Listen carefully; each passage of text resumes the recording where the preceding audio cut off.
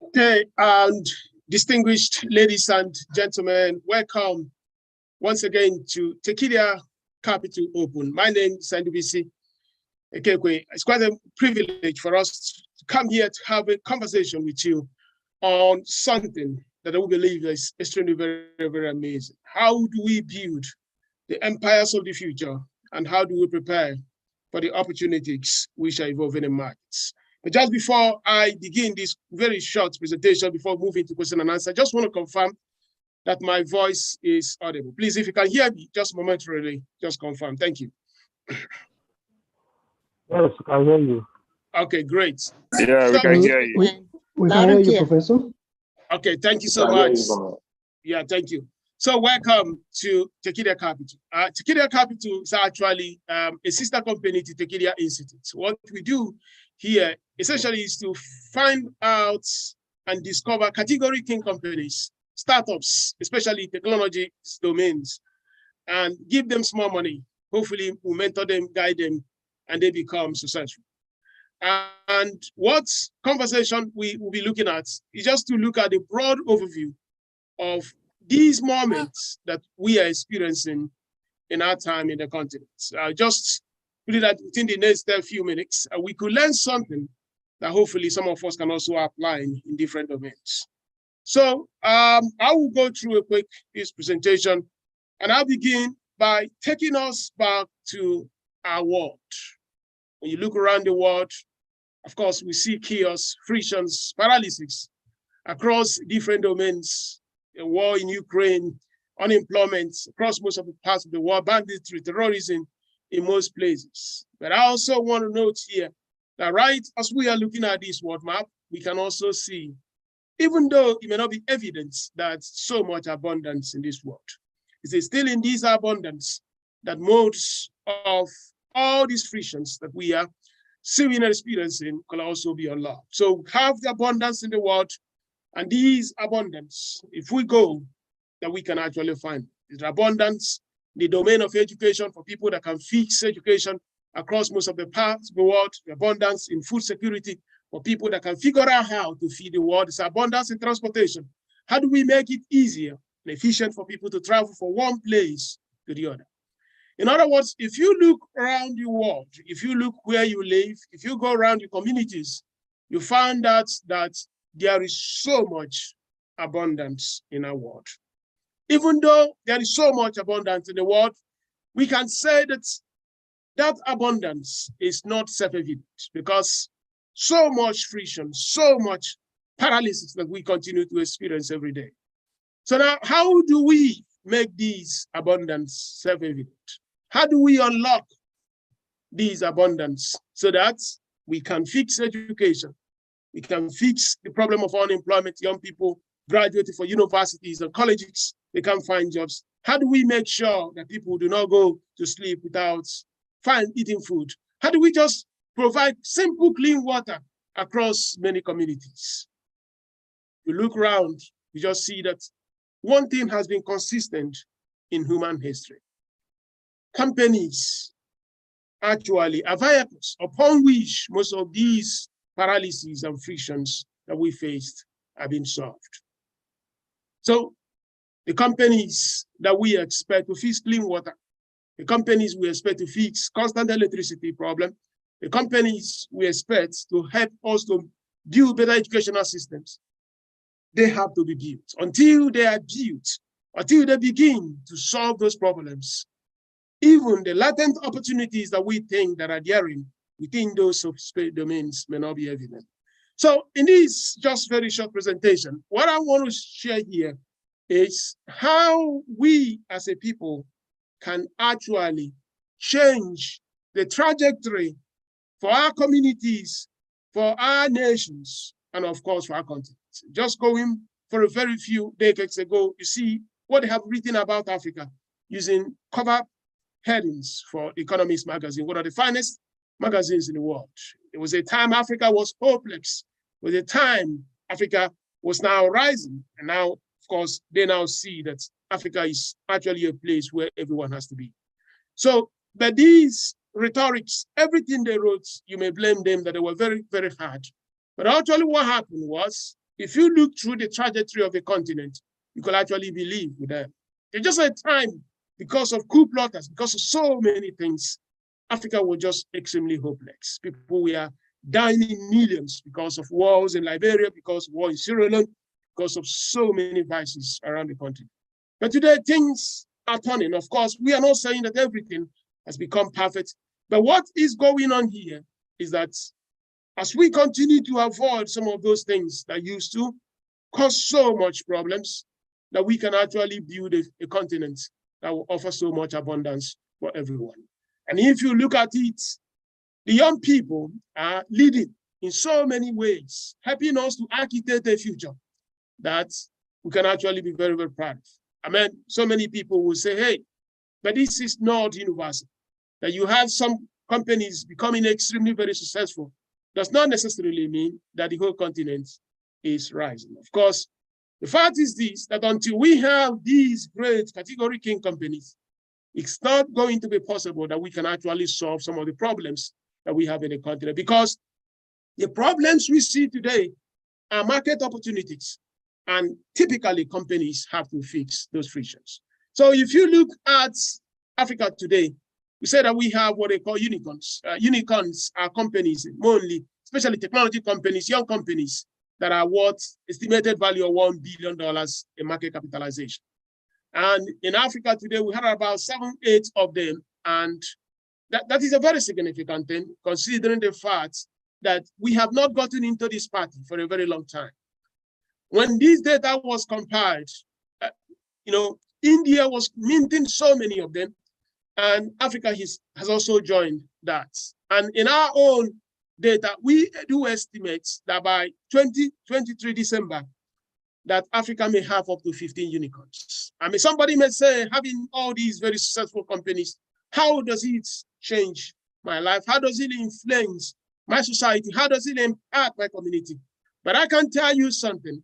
It may not be directly coming evidently in your community, but the impact what these companies are doing actually contributing to a very, very high level. Just yesterday, the Nigerian government published the growth of the GDP last quarter. It turns out that information communication technology, as of 2001, it was contributing 1% to the national GDP. It's now contributing more than 18%. So what has happened here is that just in about 2 decades, ICT has moved from 1% of the GDP to up to 20% of the GDP. So when a sector is doing that, you can also see that that sector has a promise for the future, especially those that are looking at where are the opportunities of the future going to be. So we can see that it is growing very, very rapidly.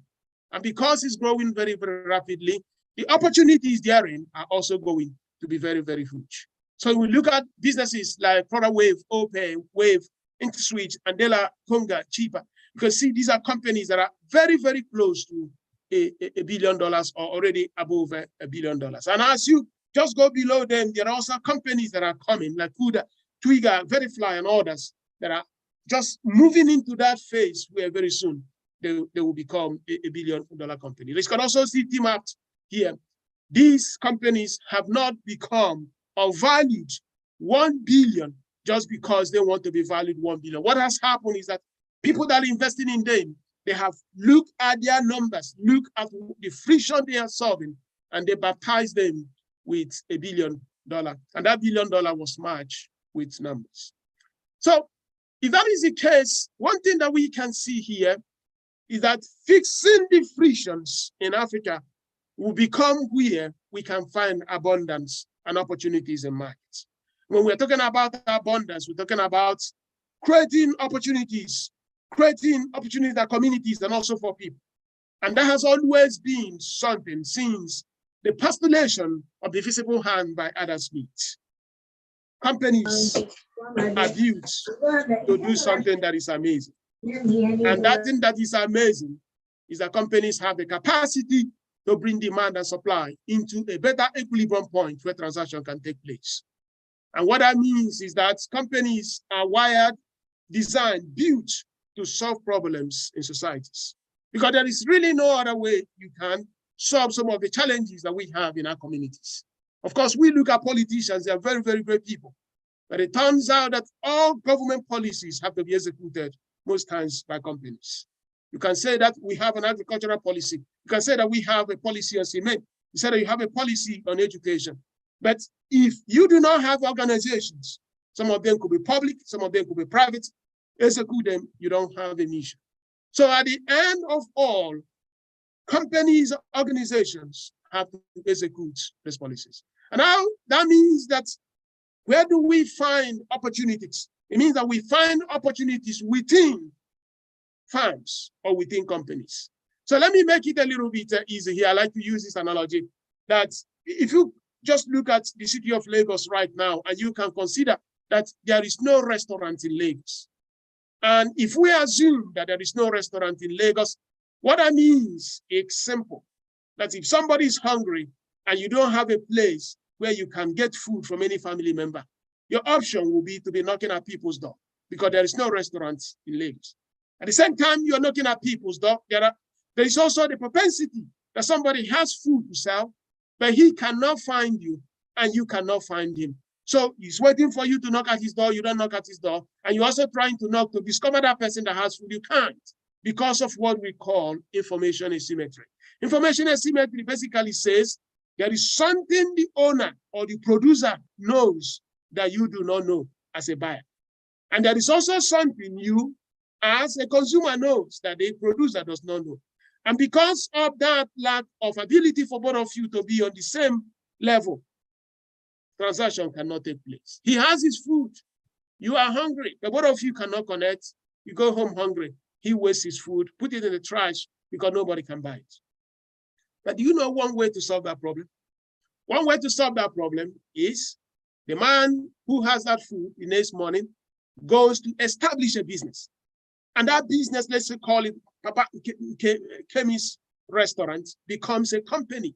So the next time you are hungry, instead of you knocking at every door in Lagos, you simply go to Papa Kemi's restaurant to eat food. Papa Kemi is now solving a problem, which means that those who are hungry can come and eat food. That is what companies do. That is what companies do when we go to restaurant. That is what companies do when we are going for school, looking for good school. That is what companies do. Anything that we are doing. The fundamental here is that businesses are established to make it possible for transaction to take place. And it's within these ordinances that all the opportunities in the world are being met.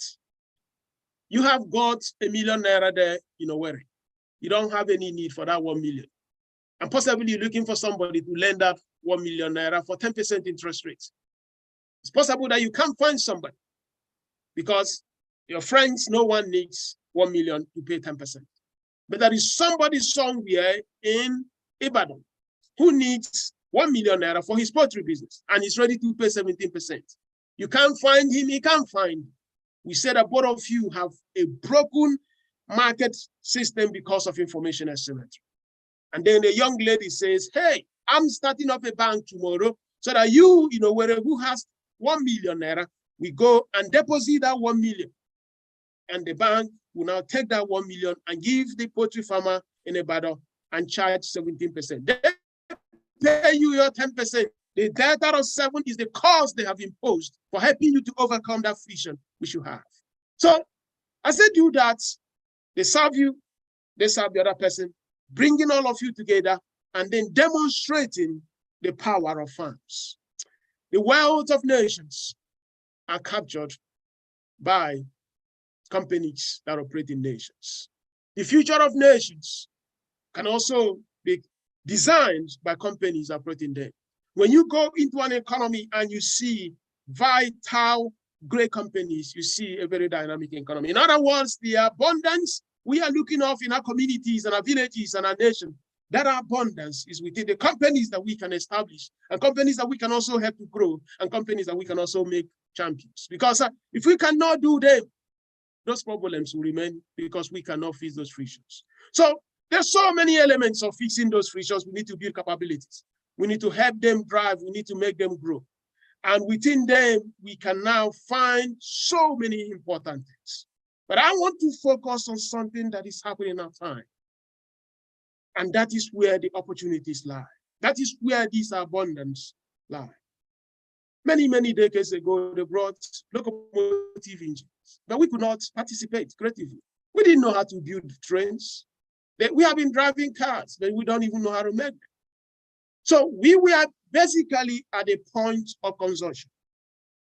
The Western world brought their trains, the locomotive engines. We didn't figure it out.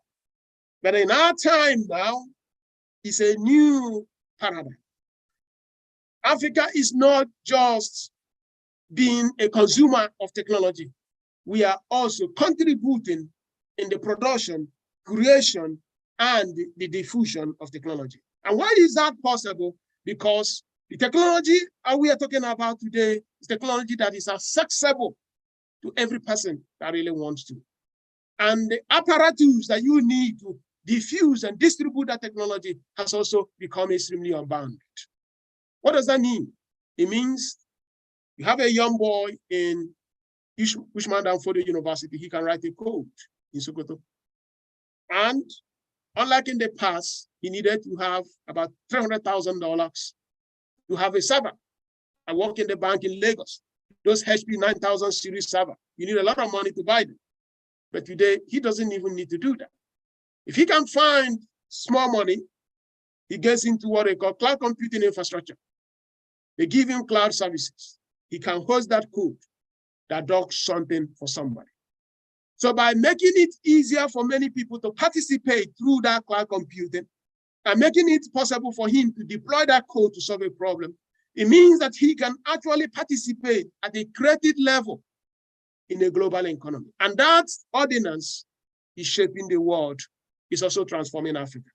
And that is where the abundance has become a little bit unbounded, because anybody can be part of it. It goes back to the old postulation of Greek philosophers. When Pythagoras made his postulation that the world is nothing but numbers. If you understand the numbers, if you build on numbers, prosperity will come. You know, I say this clearly, that if you are a policymaker and you do not know the numbers around the policy you're making, you're doing a guesswork. So if you are a businessman or a businesswoman, and you're also trying to solve your customer's problem, and you do not know the numbers around your customers, you're also doing guesswork. But what has happened today is that because of technology systems, our ability and our capacity to get closer to understanding the numbers around the customers we serve become extremely better.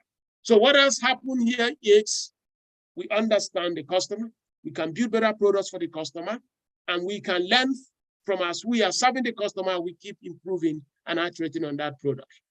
And as a result of that, you can see the logistics companies that are now better.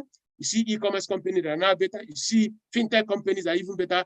And because they are scaling like Baobab tree and transforming opportunities for everyone. So you have the numbers, you have the tools, and then you build those property rights. So as we do that, many beautiful things can happen. And that many beautiful things is that Africa will now move from what I have called the invention society of so many ideas, to a society of innovation. A society of innovation is a society where people solve problems. It's not more about talking about problems. It's about having the capacity to go into a community and you actually create a product that people will use. If you go back more than 1,500 years from today, you see, we live in a world where there were some of the finest scientists and philosophers, people that created the fundamental construct of chemistry, fundamental constructs of physics and mathematics. They gave us the compounds. They gave us all those beautiful things we studied in chemistry. But you know what? They could not create products out of those compounds. They could not create products out of those laws they have made of physics, that when tuberculosis came, polio came, they all died because they could not make vaccines. Their knowledge was inventive. They came out with new knowledge, but those knowledge could not translate into products and services. But now, later on in the world, we now move into a world where people are not just creating new knowledge, but a world where people were turning that new knowledge into products and services. Remember, to fix the frictions of the world, we need to have products and services, because the only thing that can overcome a friction in physics is force. And the markets, products and services are forces that we can use to overcome the frictions that customers have. The frictions that customers have are their problems, are their challenges, are their needs. These are the things they want to be fixed. These are the things they want the companies to help them deal with. And if you are giving them theories and models, frameworks, without giving them products and services, you will not thrive. If you look at these plots here, you see something that is huge. The GDP was flat for more than 1,500 years. But all of a sudden, the GDP started growing up. I use the United States GDP and China's GDP because they are two dominant economies. But if you have the bigger plot, I say my working habit, one of the things we see here that the gross world product, aggregate of all economic GDPs, aggregate of all the GDP in the world, the map was very, very just like this. For more than 1,500 years, the world was in a state of thirst. There was no economic growth. Nations were poor. GDPs were flat because the world was inventive, publishing theories and models. The world was not creating products. The world was not innovating on ideas that the world was generating. There were so many things many people published. If you go back to agricultural science, secondary school textbook, you must have read Reverend Marcus. He said, oh, the food production was going in arithmetic progression, while human population was going in a geometric progression. In other words, if we do not change the trajectory, that the world will run out of food. He was living here. He was talking about here. There were the Obis, there were the emirs, and there were the Obas. There were empires and kingdoms. They were very brilliant people, but the world was poor. The poverty was not because they were not smart. Poverty was because they were not creating products. They were not creating services. And because they were not creating products, they were not creating services, the needs of societies were not met. And if you cannot meet the needs of society, all those things were irrelevant. And something started changing. A world that could not make vaccines started making vaccines. And those vaccines were now forces to overcome frictions of pandemics. And the world started living. At that time in Africa, we are, unfortunately, let me say, we did not experience this bump like most part of the world, because if you look at the GDP of Africa, we have been flat for decades, centuries, nothing really significant. But these guys like America, China, just recently joined the party, they experienced massive growth. But this is our moment. We are now joining. And because we are joining, we're going to see a massive level of an exponential growth. The first phase was, we are here there now, where we are here. And now we're expecting the second wave, artificial intelligence, autonomous systems to come. So what I see here is that if that trajectory continues, that the empires of the future will be built. And those empires of the future will be built through new species of companies that have new genes. They're going to have new DNAs, and they are going to change our world. And those who participate in these companies are going to be the kings and the queens of the future. And this is a bigger part of that, extrapolating it. And if you go back to history, you know that something happened here. America was born in 1776. And just as America was born, they did so many things. And one of the most important things they did was property rights. Samuel Hopkins was given the first patent around 1780s. And just as they did that, everything became history. It turns out that whenever a nation does that, there is a massive extrapolation of economic growth. Because it's very simple. When the world was here, the richest people in the world were merchants, traders, people that were importing things across the Mediterranean Sea through the old canals. To go back to the cartoons, going through the old Silk Road, they were the really richest people. The scientists were really poor. Some of them, when they died, they were buried near their lab because their families could not even afford a graveyard to bury them. But what was going on that you tell a merchant to give his money to help a scientist to commercialize an idea. He said, why will I give you this money? When if I give you this money, you can take this money, build this product, another person will copy it without no consequence. So the world could not transition from those ideas into product services. America fixed that problem through IP rights, building a strong property rights. And then the merchants will now say, hey, come on, you are the professor that will always come here looking for money. I'm going to give you small money. And the government says, we're having 21 years of exclusivity. And within the 21 years, I think we'll be fine. So because of that little change in the ordinance, the men who had money were able to give to those who had ideas, and they now use those ideas to commercialize. There had never been any nation that had been able to overcome that without having that translation. And I repeat it again, like a place like Nigeria, until we can actually deepen that property rights, we will not become very prosperous as a people. There's never been any nation that cut it off. Even China has to change that, deepen their property rights before they can become a little bit prosperous. But there is something that is shifting.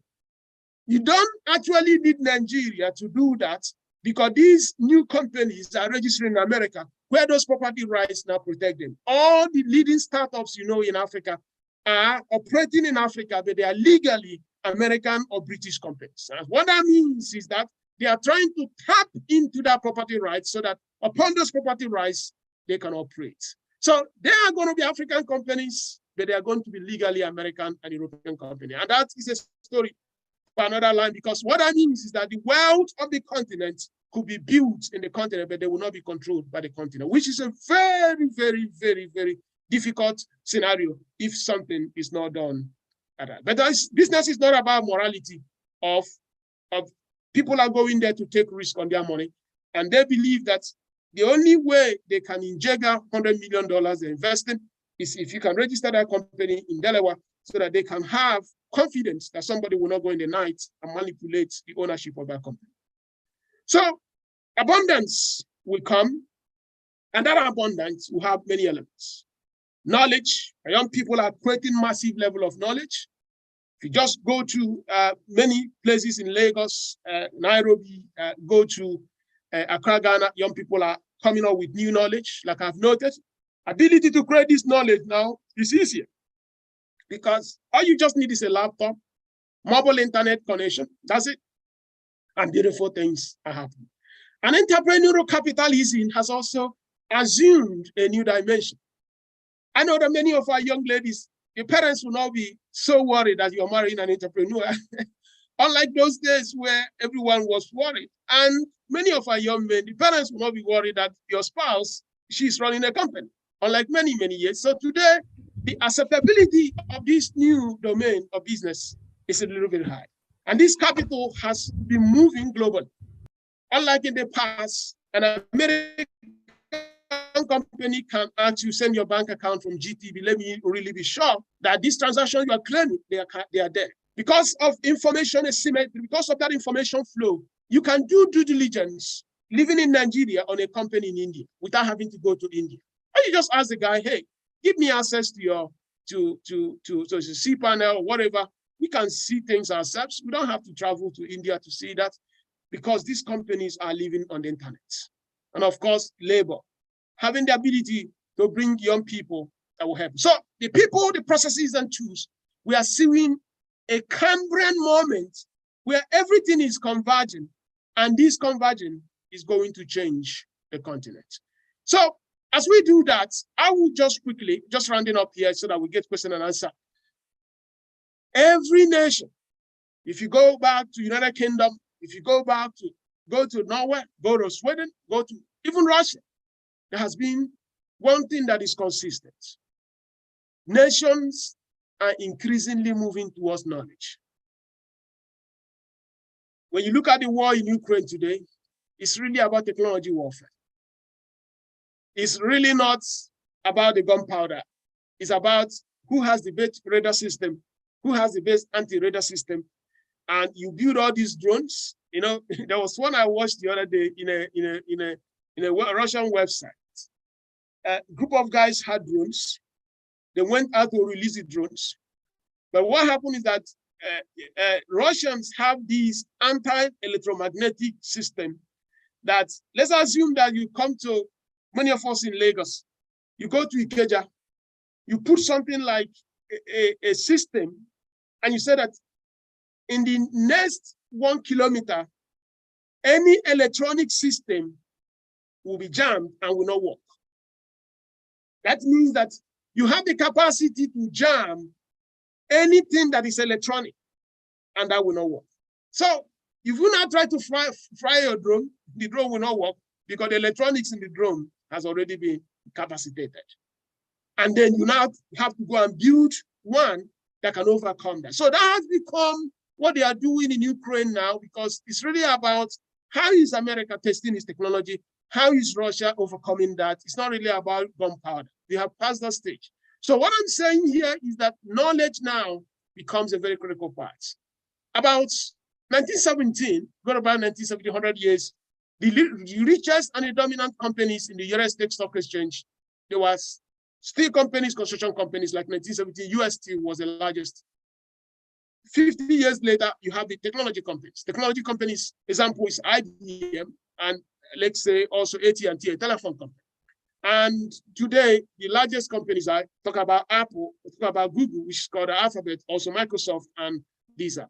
So this is that translation, that the more you can move towards data, the better you move into the optimality that many Greek philosophers postulated many, many centuries. In short, one of the biggest work by Pythagoras was telling his own Greek kinsmen that nothing is nothing. The world and the universe is made up of numbers.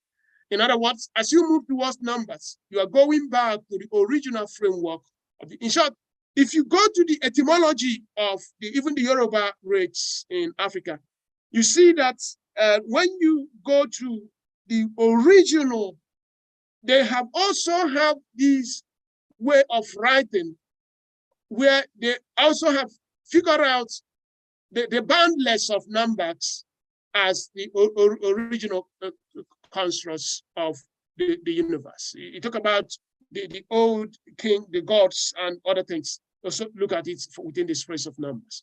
So, but if you go into Nigeria, you also look at the Kenyan Stock Exchange, same thing. The largest companies are just the MTN, if you look at the Airtel, look at Dangote Cement, Boa Food, Nestle. These are the largest stock in the Nigerian Stock Exchange, and you can also Boa Food. So we are still here as a people, right here and here. We're still dealing with food, we're still dealing with infrastructure, we're still dealing with construction. We are not here. So, and then in America, already they have moved out of here. This is where they are. So the transition for the next abundance we see in Africa will be in how do we move from here into that new phase, which is coming.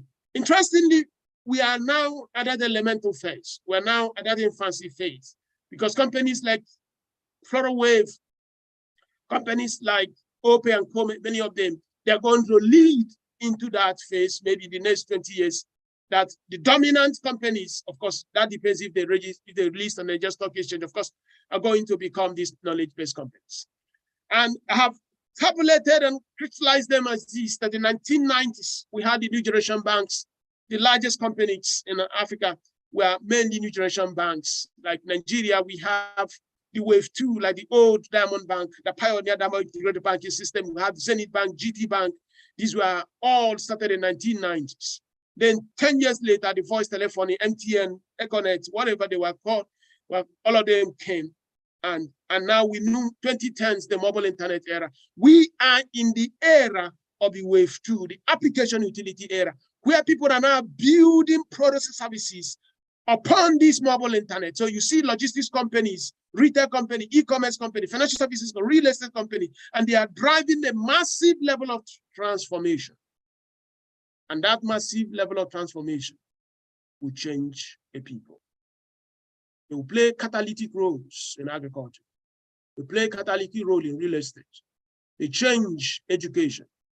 In short, across all domains and across all sectors, nothing will remain the same.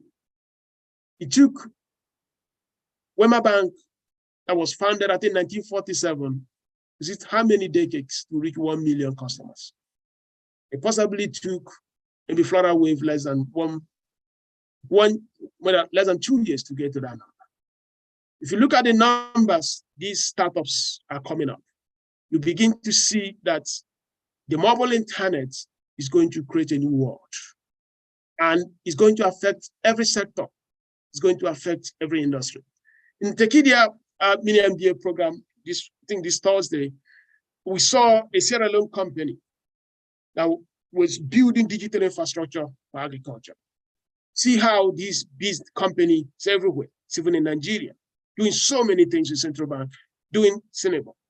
These are going to become the anchors upon which many great things will happen. You see the new energy companies, you see education. So in short, some of these educational companies have more students than even any primary or secondary school in countries. So you see that also digitizing every element of every sector. So this is going to power that empire of the future, and it's also going to drive abundance in all these sectors. Because if you look at it critically, you see that Africa has underperformed. We have a GDP of 2.7 trillion for more than 1.34 billion people. America has a GDP of close to 27 trillion for 321 million people. In other words, Africa GDP optimality, at least we should be looking at least 10 trillion. That means that we are off by more than a factor of 3. How are we going to retool? It means that we have to move from here and here. We need to now begin to move into data. Because the more data you drive an economy, the more numbers you move to an economy, the more you take out guesswork, the more you take out inefficiency, the more you take out things. How can you even drive a policy without understanding the impact of that policy? That is why companies that operate in this space are going to rule the world. They are going to become the empires of the future. Let me not go deep into how those companies are being formed, because there is one specific gene that we have seen in these companies. There is one thing that is consistent in how they look, what makes them unique, and how they are formed. If you go back to your secondary school economics, you must have seen this curve. That is the marginal cost curve. Marginal cost is the cost, instead of serving an additional user of a unit, a product producing an additional product. The curve is always, if you produce more output, after a time, the cost per unit, instead of going down, start going up. That means you have exceeded your marginal point. Marginal profits, you got into the inflation point. You go into agriculture, there's also the one they call the law of diminishing returns. If you have an additional user, additional unit of a variable factor into a fixed factor, after a time, the output per unit goes up, and after a time, even though you're adding the additional variable to the fixed, the output will not increase. So they always use fertilizer as an example in that law of diminishing returns. That if you have a piece of land, you put the fertilizer, the output from that land will go up, but after a time, irrespective of how much quantity you put in that piece of land, the output will not improve. But these new species of companies, this is how their marginal cost looks. Then, even when they are growing, the marginal cost does not rise up. In mathematics, in further mathematics, we say it's asymptotic. Asymptotic means that these two curves, this will not touch. So that means that the marginal cost continuously go down. And because the marginal cost continuously go down, it means their unit economics improves with scale. They have a scalable advantage and they become unbounded. That means they can grow without any problem. Unlike the cement company, unlike the real estate business, this species of company.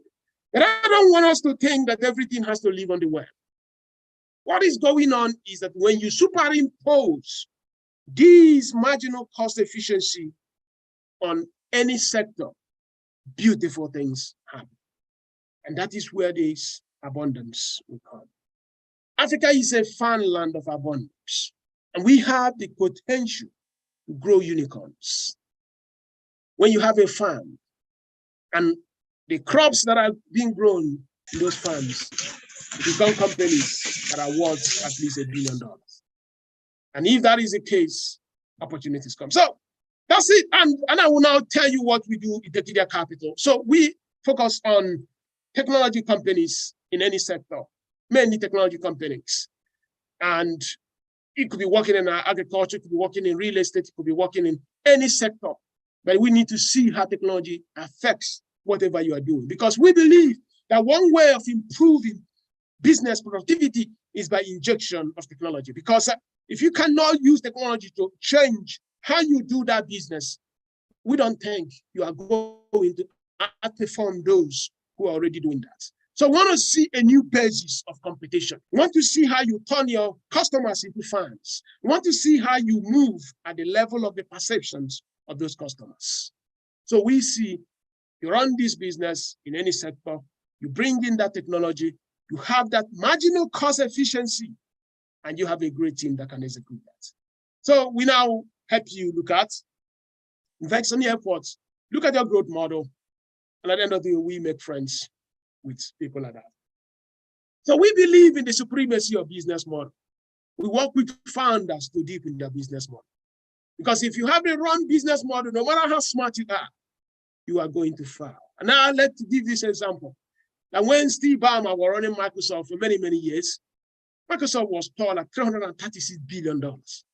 Because Microsoft was running a very, very, very obsolete business model. They now changed Steve Ballmer, brought in Nadella. Within less than 6 years, this man turned that $336 billion business to something that is more than $2.3 trillion. And I have given many cases how business models, when you change your CEO, how changing a business model can now open up a new vista, a new opportunity space for that company. So in Tekedia Capital, we spend so much effort on business model because the right business model will unlock prosperity and abundance in that company. And we also believe in this equation, that for you to have a great company, you must have great products and you must be a great executor. And as we do that, one of the things we now do is to get believers. And then we have a syndicate. People join that syndicate, kind of a club, and you co-invest with us. And it's a very risky business because you can put money and it disappears. This is called early stage company. But we've never had any problem. We keep hoping it remains that way. All the startups that we have invested in, none of them has gone bankrupt or none of them is struggling. So what happens here is that before you can even pitch at Tekedia Capital, we take months to make sure you are ready for you to come into a community and raise money. So the membership runs for 4 cycles or 1 year. If you don't do 4 cycles in a year, then we give you the opportunity to do 4 cycles. It's $1,000, so 550,000 naira. And we just had an exit. A US company bought one of our startups. And it's a very great one for everyone because this company came to us in November last year, raised the first fund from us, and the unicorn acquired it. We're expecting that to close next month. So we really welcome everyone and to join Tekedia Capital. We're starting our next investment cycle next month. September 15, we start the next investment cycle. Basically, we have about 6-7 companies in real estate, in so many domains. They will come and you look at their books, we post it. We also provide a professional perspective while within these companies are fine. They come for a demo day, ask them questions, you know them. And depending on the one you like, you can invest a minimum of $10,000. Unfortunately, our syndicate is extremely high barrier of entry. We do not want to make it so cheap so that people take money for diaper or Indomie noodles to start investing in all this startup. Because if you make it so easy, okay, all you need is $100 or $200, people will take money for diaper. And I don't want you to go and fight at home because you've lost the money for diaper. So we say, let's make it a little bit high so that only those who can afford to lose this money can actually invest. So you need a minimum of $1,000. And the minimum money you invest is $10,000. And that $10,000 could be distributed into 2 companies. And so, gentlemen and ladies, I want to thank you so much for joining us. We now open it up for question and answer. Hope that I have really justified the reason why you're spending your wonderful weekend with us. So thank you so much. So if you have any question, please, and you can raise your hands up and then ask a question. Thank you so much. Thank you. I have a question here. Please go ahead. Go ahead. Thank you. So you talked about the company going from that brick and mortar kind of strategy. I'm just using that term, brick and mortar, to a more data focused strategy. How does that sector of the economy need to mature first before that transition happens? Because so you have the cement companies now. Nigeria is still hungry. Like there needs to be that agricultural sector still maturing. It's still at its infancy stage. It's gonna grow. It has a lot of potential because it's not even feeding enough people yet in Nigeria. We also have the real estate. It's not even catering to the needs that we have, the demands that we have yet. So there's a lot of potential. I can see like there's still a lot of growth that can be expected in that area. Will that area mature first before we see that transition to a data? I mean, I know Florida where it's there and many other companies, and they're just, instead of waiting for that maturity to happen, or like in the US, it's just sequential, like it's just following it as it's happening. So, but how is that potential of growth in terms of like that transition? That's what I'm kind of going to. Yeah, absolutely. You don't have to wait for the absolute maturity to happen. Rather, what you have to look for is actually your position. That positioning means that let me make it a little bit particular. Let me show this. This is what we call the smiling curve. We use that a lot in our investments model in Tekedia Capital. If you look at here, that is if you look at this curve, it looks like a smiley face. This smiley face means here is value, extra value captured. Here are positionings of companies. If you are operating here as a company, you are capturing the least value in that particular industry. But if you're operating at the edges of that sector, you are capturing more value as a business. You're capturing more value. So about 5-7 years ago, most banks in Nigeria were operating exclusively here. They were powering the infrastructure for the Nigerian banking sector, spending all their efforts, building everything, but they were capturing the least value.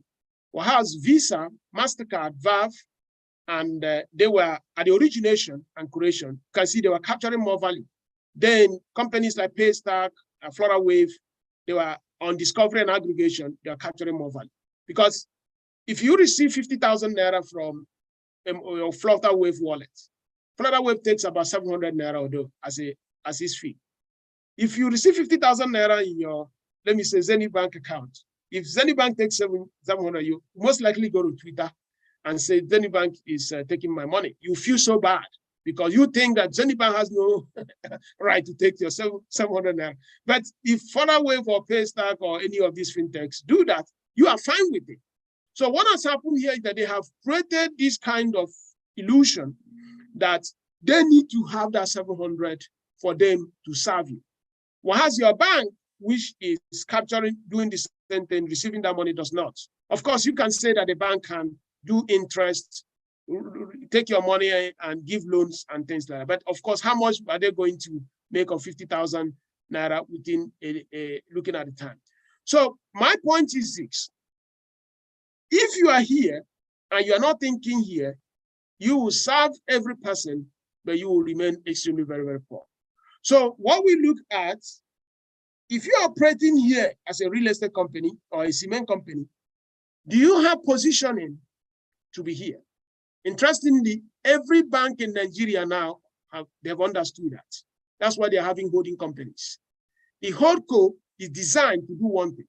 They will remain as banks at the center of the smiling curve, but they also now build orthogonal companies sequestered from the CBN regulation because they are now holdco that can now help them capture value at the edges. So they are not going to just capture small value, they can capture the extra value. And that is where, no matter the sector you are, even if you come to us as an agriculture company, we are not interested. I mean, I'm so sorry. This is not really about morality. We want people to be fed, but we also want to make sure that our investors get value. You could be building a really good farm, but we say, you are just serving here. We will be very happy if you are here, even as much as here. But we see that you are here and you can also capture here, we will like your business. So the example you gave in the cement, let me give you one of the companies we funded in the cement industry. It's called Cinderbud. I think Cinderbud. This business, it just raised. So what does it do? What it does is amazing. It helps all the cement companies and all of them to. It's a marketplace for construction industry. If you see all the major Kutis, Dangote Cement, all of them use it to sell. I mean, so they are at the edges, and most of the building materials construction companies are partnering with it because they also want to have the ability to be at the edges. When you do that, we see that you can win at the center, you can win at it. So the industry does not have to mature before you do that translation. We want you to see that you can capture both of them at the same time because we want to, yes.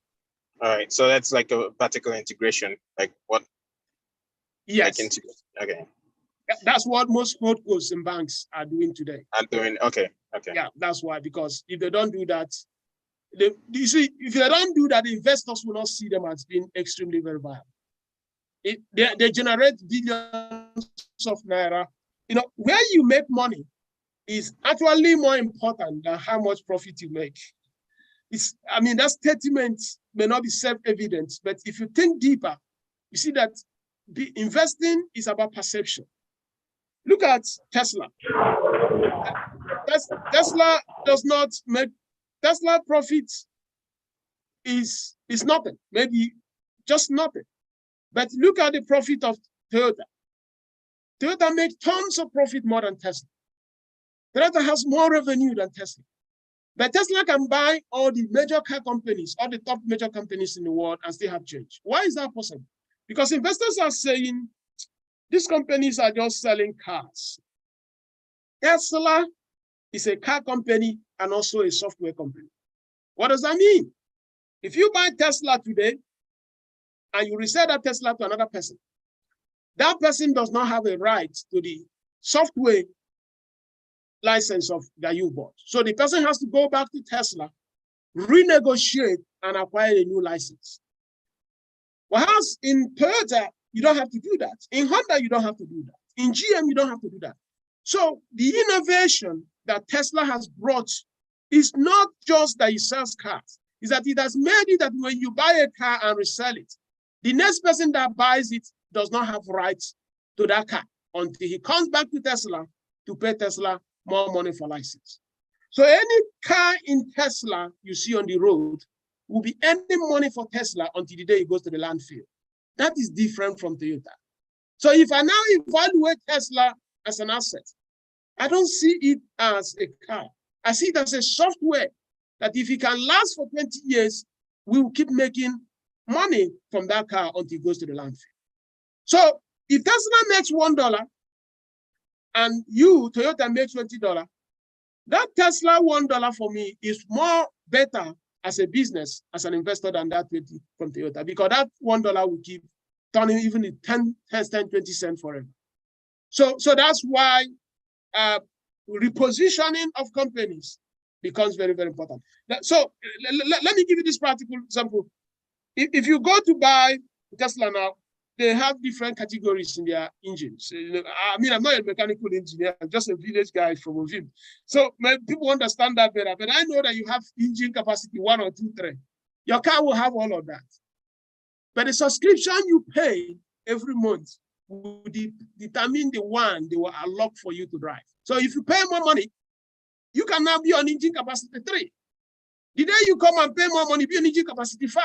But the physical mechanical cars with you. It's now your money will determine whether you're basic plan, premium plan, or enterprise plan. Gentlemen and ladies, is that not a software?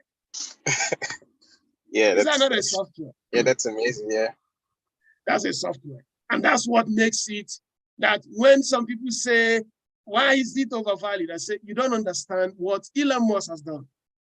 He sells software in form of a car. You can get your basic plan, the premium plan, enterprise plan. So that is how we see the companies of the future. And if businesses are positioned in that way, beautiful things happen. So let's go to Kuma, please go ahead, please.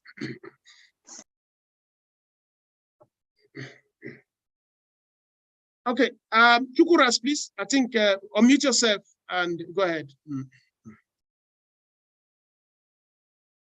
Chukura, are you there? Okay, if it's not there, I think Jerry, we just spoke, right? Jerry? Yeah. Oh, Chukura, we can't hear you actually. And I don't know whether you're okay, yes, I'm okay, go ahead. Can you hear me? Yes, can you hear me now? Yes, please go ahead. Okay, Prof, thank you so much for what you are doing, especially for we in this very continent. I've been your follower on Facebook, and I see all the write-ups you always write. You often speak about challenges concerning respecting to e-commerce, pertaining to e-commerce in Africa, especially business to customers. You often talk about logistic problems and all that. And I'm a software developer, and I've been working on a product that will address that problem in a way that logistic problem will be handled by the merchant, the sellers. But at what point, my question is, at what point should one who is building such a product come to Tekedia to raise the capital for the business to take off? Yeah, actually, you could come to Tekedia at any time. I knew that when our pass came to us, we gave Pass $5,000 to go and register the company. It means that he has not even registered. So we gave you the first month to go and register. Now that Sam is now he's a big man. He's a very, very big man now. But you still have to remember that the first money we gave you was 5,000 now. So he says, I'm going to just register the company because we want you to register before we even start talking about how much money you need. So of course he did it, and the guy they executed very well. He said our pass is, I think they've done nearly $20 million worth of transactions since they launched September last year. So you can come anytime, but our fundamental philosophical construct will remain the same. It could be that we look at your business plan, business model we like, and if we like it, whether you are pre-money or post-revenue, we can invest in you. But on the e-commerce, I don't want you to see that we are anti-e-commerce. If you are able to demonstrate how your marginal cost can improve over time, even when you are growing it, we will like. In the B2C markets in Nigeria, I think this is, if you look at this, just like what I explained about the marginal cost. I think if you look at this plot here, let me just share this. We want to see that as your distribution, as you grow users and grow revenue, that your distribution cost does not track users and revenue. We have been unable to see any e-commerce company in Nigeria, for example, that has been able to do this. So what happens here is that as users are growing, revenue picks up, but marginal cost goes up. Marginal cost is the combination of distribution and the transaction cost. We want it to stay a little flat, which means that your curve is not an industrial age business, rather what we call a non-age-based company. So what am I trying to speak here is this. If you have a business that you are operating in Lagos and you now have to go to Aba, you have to you buy more bikes, and you have to go to Yobe, you have to buy more bikes. It means that that business is not really an e-commerce. It's not a digital business per se. It's actually a physical business because a component of your distribution cost is logistics. And logistics mean you have to deliver something from one place to the other. That means you have to buy bike, buy van.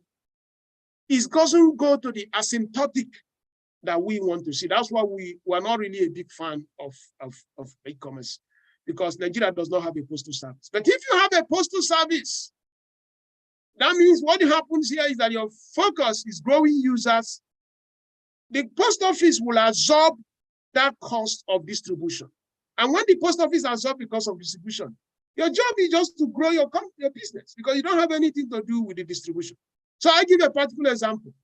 If Amazon goes, if US Postal Service goes bankrupt today, Amazon shares will drop more than 30%. President Trump was making that case that Jeff Bezos was so rich because the United States government was underfunding his business. That was true. Because US Postal Service declares billions of dollars of losses every year. But those billions of dollars of losses are helping to connect rural and urban America, because the US government believes that if we want to have this e-commerce to work for those in the rural area, the US government has to be delivering parcel for those in the rural area through their postal office, even at a loss. Because if you don't do that, Amazon will stop serving those in the rural area. But he says, oh, we lose $12 billion a year through our postal service, but we generate economic activity of 500 billion through that. We were going to tax that 500 billion. We are sure we're going to get $21 billion. So they say, hey, don't worry, we're losing money in postal service for distribution of e-commerce, but we are going to tax those activities and we are going to be fine. So they look at it as a holistic thing. And they continue to underwrite that logistics. Because Nigeria does not have a postal service. That's why Jumia, you see all those millions of dollars they keep losing every quarter, because they have to be building those scales and we don't like it. Yeah, but there is a business model we like for B2C. In Kenya, there is a company called Copia. Copia doesn't have to buy bike. It doesn't have to buy van. Because in Kenya, you have a human being who becomes the bike and the van. You buy something like Indomie noodles in a supermarket in Kenya.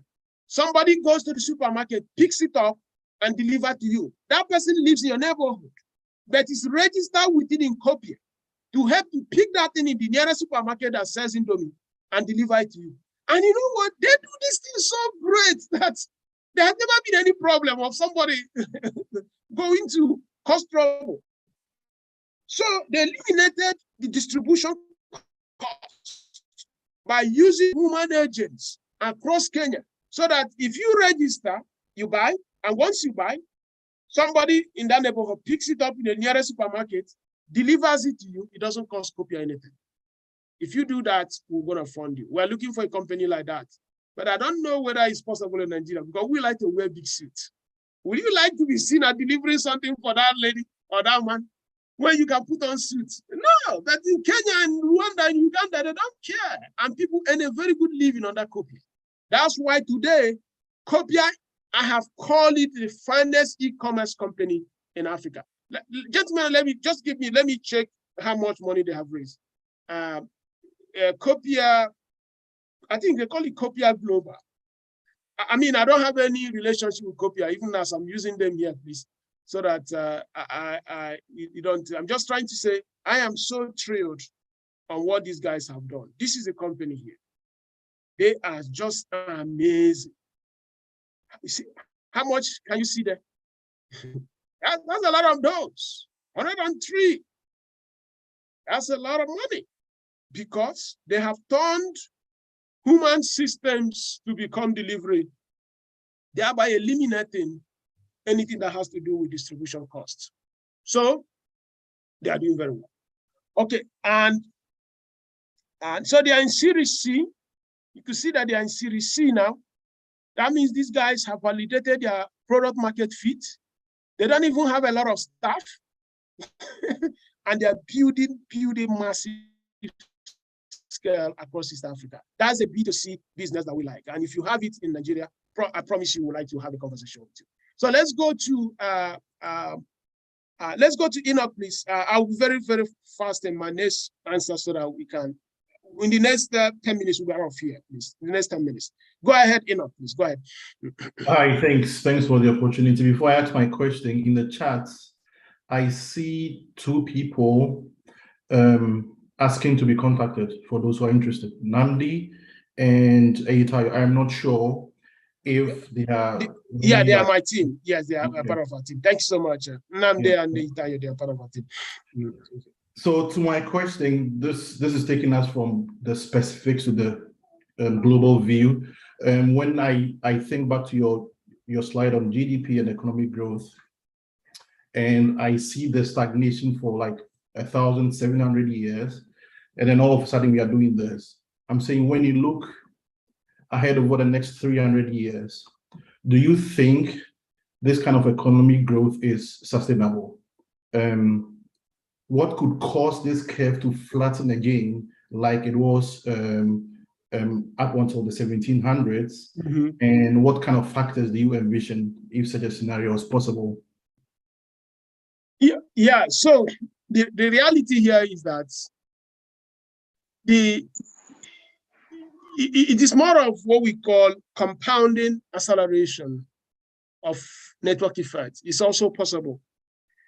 If we move into the autonomous or artificial intelligence era, there will be massive level of productivity.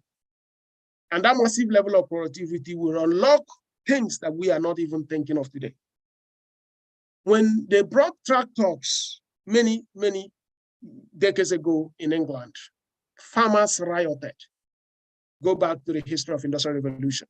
They said, we're going to lose our jobs because they were using tractors. They were going to use tractors. Of course, the British did not say tractors be burnt. Let's just keep farming the way we used to farm with our cutlasses and machetes. Introduce tractors. Those tractors now improved productivity that they could produce enough food that not many people have to be employed in agriculture. Those men and women now moved to other sectors, and they now expanded the economy. Today in Africa, 67% of our working population is employed in agriculture, and we still generate massive level of hunger every year. But in England, only 1% of the working population is employed in farming, in agriculture, and they generate more than they need to eat. So what I'm saying here is that as you deepen that technology, get towards that number, you end up expanding the pie. And when you expand the pie, that is that economic opportunity. The things that will happen in the world in the next 20 years, no one knows, because technologies that we are building today can solve some problems that we have not even imagined. Nobody felt like you can have young people post their pictures online where they are brushing teeth, or their daughters, or and somebody watching it. At the end of the day, Facebook will send you $100,000 as an influencer or whatever. No one would have believed that maybe 5 years ago. There was a time when your CV was a classified document. No one would see it. Your CV 10, 20 years ago. But today you go to LinkedIn and post it. And now you invite everyone to see. But that was a classified document. So I say that what is happening today will unlock opportunities that we don't even know how it's going to come tomorrow. So I believe vividly that that curve in the Western world will continue going up, because the abundance is in the future. The world has not reached a state of optimality on the opportunities we have. I mean, I studied at Johns Hopkins University, where you see professors in the last 40 years are trying to see how they can find where death happens in life. They one experiment they have running it, they say since 1957.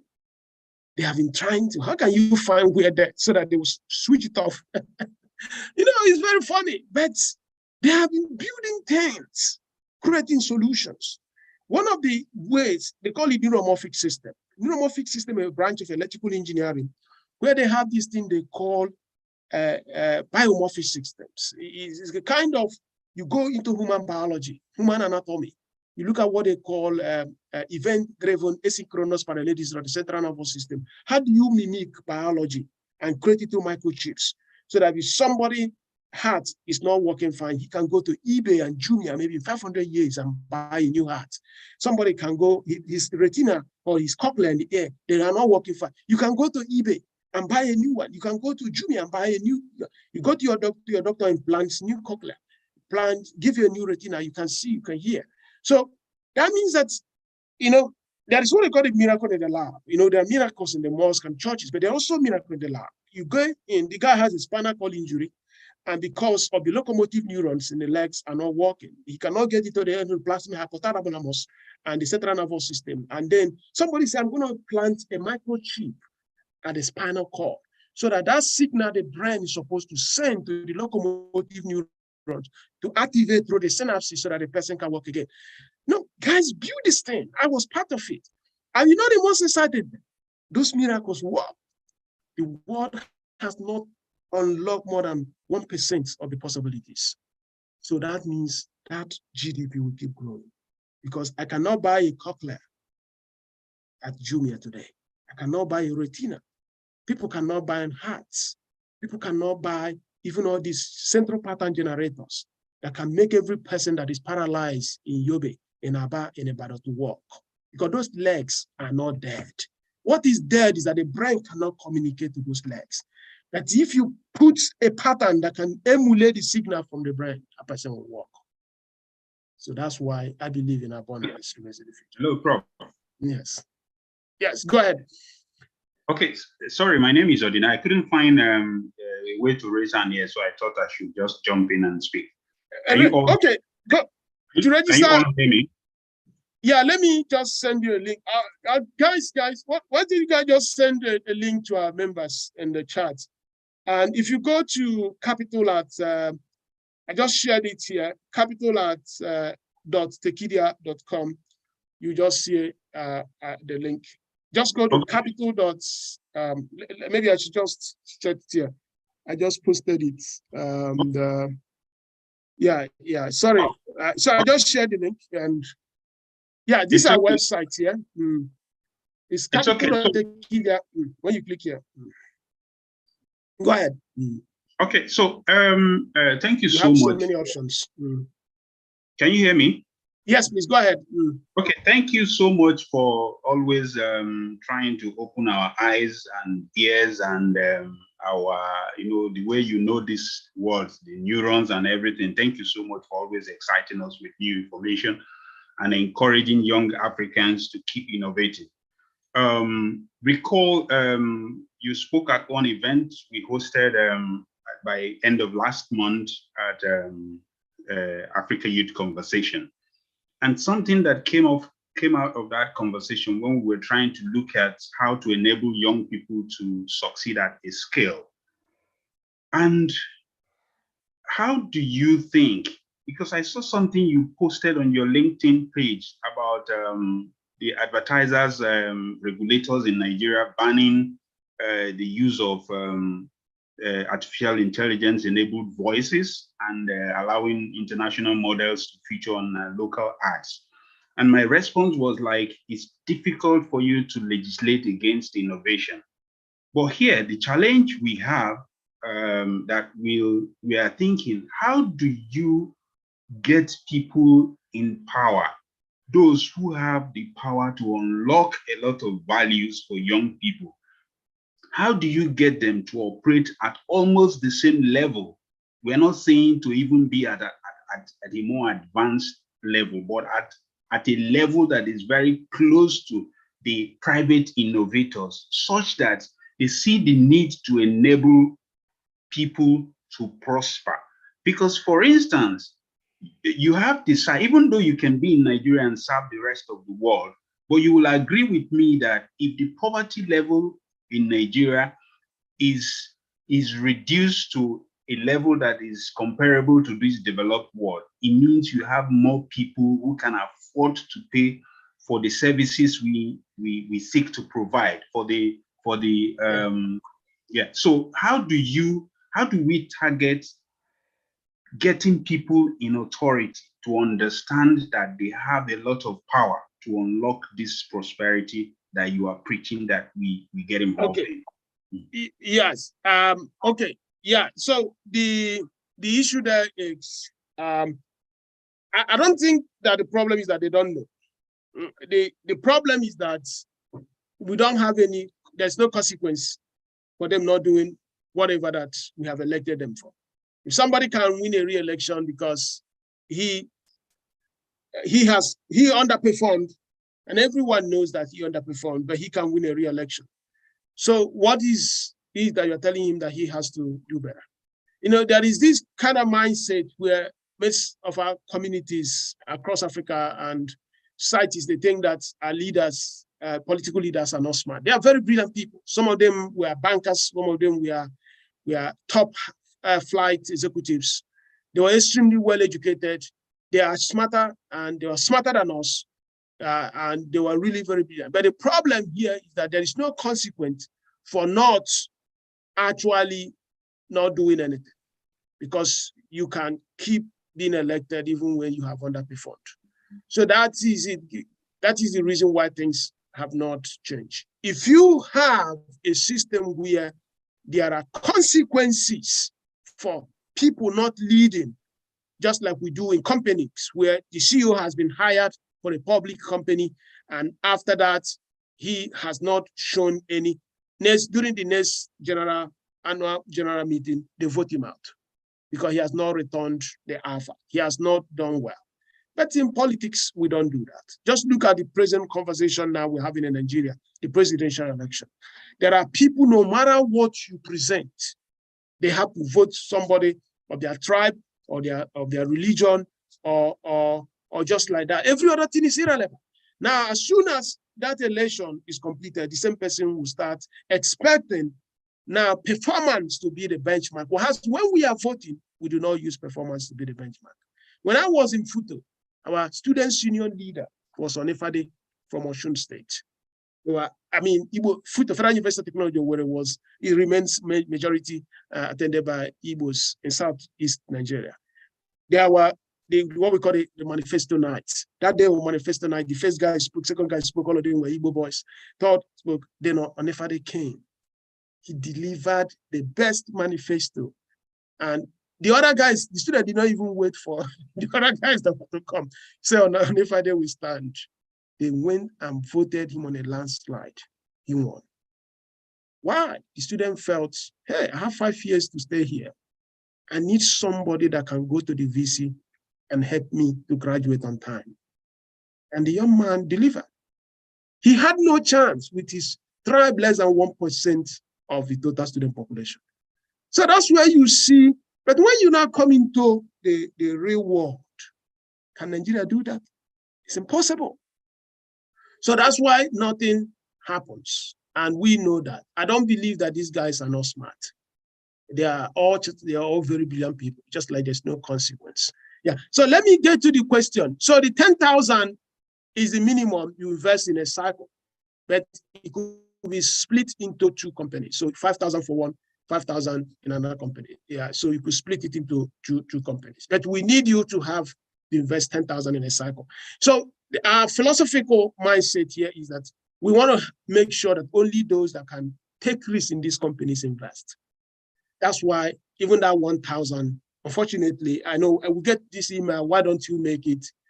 Yeah, because if you have 1,550,000 that you can pay, we believe vividly that you are not in a state where your family will be on that ruin if you lose that investment, because you can lose it. Everything can go. I mean, we're not trying to say, yeah, it's not, but we've never, we'll be very, very, very, very lucky. And we continue to improve our processes and systems to make sure that. So 10,000 can go into two startups, but you have to invest 10,000 within that cycle. And if you are asking for startups that we have invested in, I mean, there's so many of them, and you can go to Touch and Pay. If you go to Tap, I think just type Tap to see that's a company that powers Lagos State bus ticketing. These guys here, I think, can even see the governor of Lagos State. This company it's generating up to 10 billion naira per month transaction. 10 billion. We got into them with a processing 5 million. Got into when they're processing 5 million naira per month. 5 million naira per month. Now they are hitting 10 billion naira per month. And it's one of the largest companies in Africa. You can also look at Vertifly, the helicopter company. We have so many of these great companies. Of course, Meko Autotech, which is also a YC company, and Meko, it has Shegu and Ayola. So just Google them. So how can my startups? I think I've explained that already. What have I heard? What was okay? That was so. Okay, yeah, please, if you have any question, you could just go here. I'm trying to round up. Okay, go to her. Adeni, please go ahead. Ask the question so that we can see. Yeah. Go ahead, good evening, Prof. Yeah, good evening. Good evening, Prof. Yeah. So I want, while you were presenting, you made a statement about business registration. Yeah, in Nigeria, and basically, like most startups now register their businesses in Delaware, where they can see enforceability, where there's trust, where there's certainty, whenever anything comes up, right? So I wanted to know how these things can be solved, because what are the consequences? What are the long-term consequences of these things in the Nigerian economy, and how it can be solved? And I wanted to know, do you perceive that the ideas of economic zones and do what? I can't hear that next part. So on the one you noted about sorry, so special economic zones can solve that kind of problem, saying that okay, China was able to grow by decentralizing decentralizing their governance to local, this includes local governments idea. No, that's not a problem. Let me go faster because of time. So they still get the question. Yes, we have 10,000 per startup, but we can make it, the other 10,000, you can split it into 2 startups. So Nnamdi is not contradicting me. It's just like, we always ask 10,000 per startup, because everything is put together. There could be 100 people investing in that startup, but 10,000 per startup. But if you have 10,000, you can split it into 2 startups. So Nnamdi, take note of that. Now, what the question you asked here, Delaware and UK, unfortunately, this is not a problem for the private sector to solve. And it's not something I'm actually putting my head to think. My understanding that if you go to MK Abiola's family, there is still a litigation on his estate. I think the man is dead nearly 20 years now, because the version of the document in the corporate affairs, I think somebody is saying that is different from the one the man has in the office. Another family, so one of the families also is different from the one they have. So at the end of the day, no one really knows the real corporate affairs documentation that all his empires are built on. In other words, somebody can go to Corporate Affairs Commission in Nigeria and do crazy things in Nigeria. So why will you give somebody $100 million when that person can use 50,000 and go to government and cause trouble that the ownership of the company? So these investors are not stupid. They said, if you cannot solve such little things that people have done more than 100 years ago on property rights, they will not give you that money until you register in a place where they think they can sleep when they give you that $100 million. And that is the reason. I mean, I'm sorry, I do that also. We require, in some cases, that you do that. Because if you have put that company in Delaware asleep, because I know that you can't just go in the night, go and visit one crazy human being in a beer parlor in Abuja, give him $10,000, he removes the original share ownership and insert one that if you go to court, the one that the government provides as what they have is totally different from what we thought, because we can't even trust the version from the government. So whether you are having an economic zone, that's not the issue. The issue that you don't have a legal system that is waterproof. And that is where I say that no country has ever developed without dealing with intellectual property rights. I've written extensively on this in Harvard. And that curve made it so evident that when you see the property rights of nation you can see the economic advancement of nation. I will not give anybody $10 million as a startup in Lagos, because you give me 10% or 20, anything can happen on that 10%. And you can also use the same money to be getting jurisdictional legal delays that may take 20 years. In United States, it takes less than 3 months. The case is done. Nigeria, it can take 20 years. How do you have the time for that? Look at GT Bank and Innocent Motors. How many years is it going now? Look at things in America, it will take three months. Nigeria, it takes three years. They have not even started the case.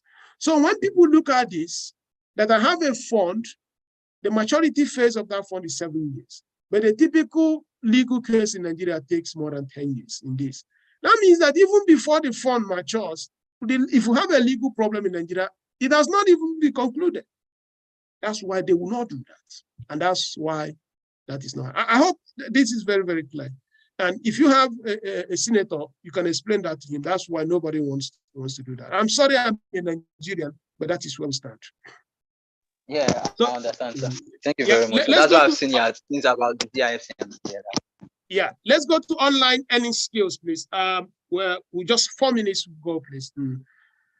Okay, thank you, Prof. You have been so amazing. I'll be following you on Facebook. I even wrote some message in your inbox. I want to ask concerning the data issue, especially, I don't know if Nigeria have accurate database. That is number one. Some business, like whereby you can just go to a particular data bank. I didn't hear that. You pay some money for that, and they'll give you a. Can you hear me now? Okay, go ahead, please. Yeah, I'm looking at, like, I don't know if Nigeria actually based. There you can go, let's say you want to start a business, and you have a target market already, and the database is already somewhere. You just go pay for it. They will give you the data, and you market to those people. I don't know if something like that is. Yeah, Teragon has that. There are so many companies that have that. Teragon has that. Just check online and think Teragon. Yeah. Hello. So, good evening, Prof. Good evening, yeah, Prof. Go ahead, please. Yeah, go ahead. Let's go fast. Yeah, I'll be very fast. Are you worried about being able to solve legal problems that may arise if one is registered in Nigeria, or are you much more worried when a company doesn't have a patent? And then I would want to ask, secondly, if the companies you invest in do have patents.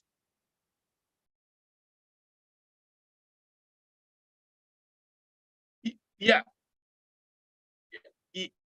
Yes, both of them. We are worried that if there is a legal problem, there is no definitive part when cannot handle it. It has to be Lagos court or my court in my village. And of course, elders in my village that even have that patent in Nigeria, and no one enforces it. And I said this, so there are just so many things that we are worried.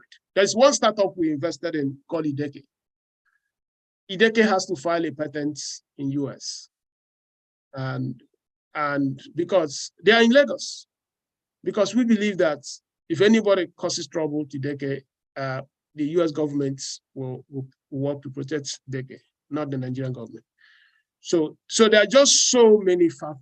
The delay in litigation, the speed of finishing this, the unnecessary delay tactics, the issue of it cannot be held in Lagos, it has to be Abuja. There are just so many things that you, at the end of the day, distract you. So nobody wants to go into that. And the patent can be enforced. Like I said, I was a COP member in Jos many years ago. I built an inventory management software. Went to Panshin. If you go to Terminus Markets in Jos, there is a street called Panshin Street. That is where they have all the ICT products in that market.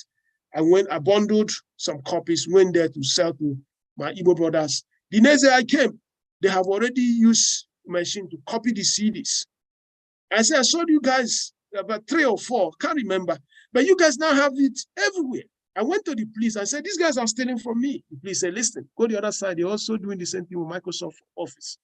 That was the day I knew there was nothing that was going to come out of that. Because those days you sell with CDs. So Nigeria did not even make any effort to protect that work I did.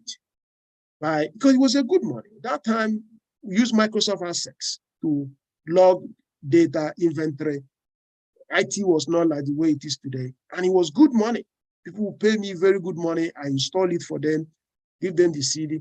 And I wanted to now scale it by giving it, supplying it to sellers to do that. I bought my first car in NYC because we just a hustler, you know, doing the thing that I like doing, which is entrepreneurial capitalism. But that government policy of not protecting IP changed how I saw the opportunity. And then I said, that's the case, let's go and get a work in the bank and forget about wasting our time. So that's what I'm trying to make here. So it's a big issue if the government cannot deepen our legal system.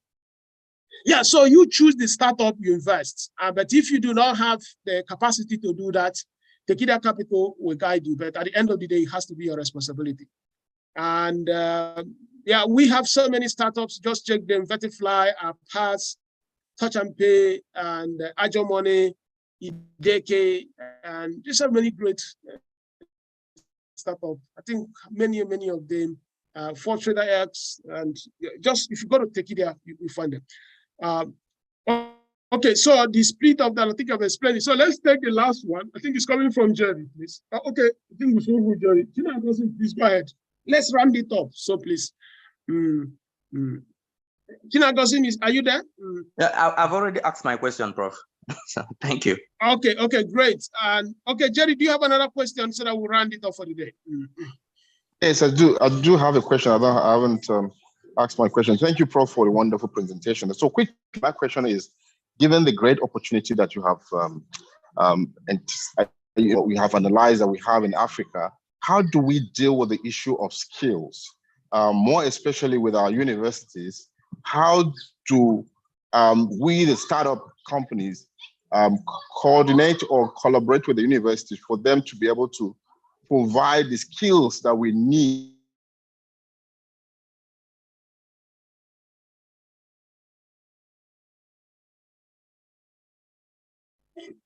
Yeah, that's a great question. But one thing I'll say here is, you just say, how can we work with institutions? Don't use the word university. Yesterday, I think. Okay, Prof. Yeah. On, I think Thursday, the guy that taught in Tekedia Mini MBA came from Sierra Leone. And after he finished, somebody from Nigeria asked a question. When you finish, another person from Liberia asked a question. So that was finished, another person from Uganda asked a question. We have 41 countries represented in Tekedia Mini MBA. And we are the largest business school in Africa today. We have more students at the University of Lagos, and we are graduating more students at the university. So what I'm saying is that the mindset of what a school is has to evolve until we begin to see it that way. And I think I wish Arinze is here. One of our graduates, he got into the final of, I'm sure Facebook gave him a job, but during the interview, Facebook said, there's so many things this guy wrote. Did you people really teach him this or something like that? So it was when I now had to call the Facebook guys. I say, yes, we are confirming that he did this with us during his lab with us. Then now he started work. So all these tech startups in Lagos, you can just learn as much as what you can learn in UNN, learn from IFE, learn in ABU, or you learn from FUTU. Of course, they may not have that pedigree of paper, but anybody that wants to learn today has an opportunity to learn. It's not more a question that he has to still go to university because you need those degrees, of course. You need those papers. I recommend them. I have 7 of them. They help you a lot. They make you feel important and feel happy. But you can learn anything you want to learn. So the question is not depending on people that are earning careers in universities. Actually, focusing on people that are ready to teach you and impart your lives so that you yourself will earn a career out of that knowledge. If Africa sees it that way, we are going to have a future. In America, Microsoft will not ask you your university. In Google, Google will not ask you which school you attended. In short, Google has a course with Coursera, your project management. That's where they recruit most of the people. What do you need to sign up for that course? Absolutely nothing, only your email address. By the time you start doing those homeworks, activities, they say this guy is a very potential good project manager. They'll hire you. There's nothing like whether you went to school or not. So we have to de-emphasize paperwork and focus on capabilities and knowledge. And institutions that are offering this knowledge, government may even see them and support them more than going to the typical university structures that to a large extent do not. Do you know if you go to Rwanda now, many private schools are collapsing because they have revamped their school system. Rwanda used to have so many universities, National University of Rwanda and rural. I was there, we worked with them, we played a significant role there. We set up in Tekedia University in Africa. You know what they did? They said, if we can combine, let's say, all the universities in southeastern Nigeria as one university, or combine all the universities in southwest Nigeria as one university, so that other ones become campuses with specific focus as schools, we can save up to 47% of running expenses. So you have only one vice chancellor running all the federal universities in Southeast. So Umudike can be School of Agriculture. UNN, the one in Nsukka, can be maybe the one in Enugu can be the School of Law, the medicine. Then you take up the one in Awka can be the School of Humanities. At the end of the day, the cost you save, all the duplication of VCs, all the duplication of vice chancellor, deputy vice chancellor, the dean, you can now put that into education. Rwanda did it, saved so much money, improving their schools that people don't see even a need of going to private school because they will. So the challenge we have in Nigeria is so huge that I don't think it's just bringing in more better people. You have to look at a structural change so that it has to be student focused because the students are supposed to be the materials that have to be improved upon. So gentlemen and ladies, Mr. Jerry, thank you so much. I want to thank everyone who made it here. And we're hoping that you can partner with us at Tekedia Capital. And we won the best VC and the best angel investor award last year. I mean, we're so proud of that because what that means is that young people in Nigeria, Africa actually see us. This award, they said you are the best because we write more checks than any in the industry. They gave us you are the best and we support them. So we want to thank you so much. So please visit our website and learn more. We want to welcome you to Tekedia Capital. Have a wonderful afternoon, evening, or depending on where you are. Bye-bye.